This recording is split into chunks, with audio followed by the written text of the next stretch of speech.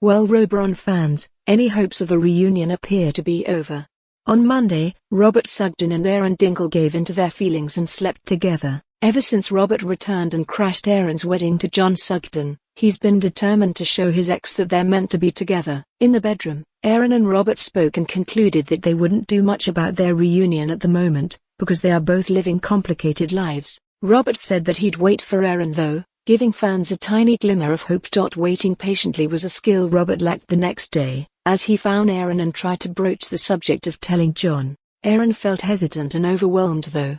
He had worked hard to move on from Robert, and John served as a reminder that he can love someone else. He reached the conclusion that he didn't want to leave him, and really reinforced his decision a while later. After John ranted to Erin about how exhausted he is by the constant Dingle family drama, Erin felt guilty and suggested they leave. The couple then updated Charles Dingle, revealing that they intend to go away on a holiday, and if they like the area, they'll move there permanently.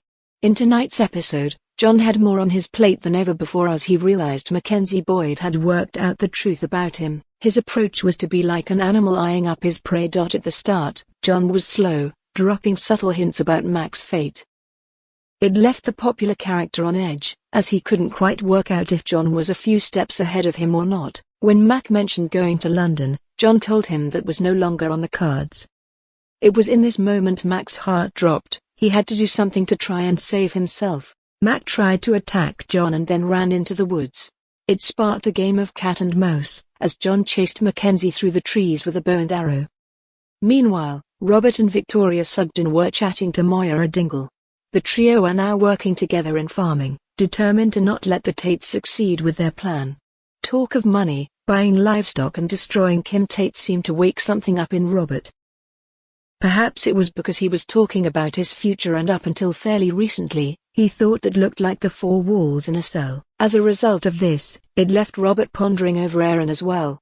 A while later, John returned home after supposedly killing Mac. He arrived in the pub where Erin was enjoying a few drinks before they set off. Just before they left, Erin sat down with Robert. Robert told Erin that he made the right choice being with John, because he'd probably just ruin his life again if they got back together. Letting him go, Robert said goodbye to Erin, later watching his ex say farewell to Chaz. As Robert turns his focus to the new partnership with Butler's farm, Erin and John will get settled into their apparent holiday cottage, with John no doubt feeling relieved that he has successfully managed to cover up 2 murders. But with the drama continuing in Emmerdale, how long will it be until someone works out it's awfully strange of Mackenzie to leave the village and cut contact with absolutely everyone?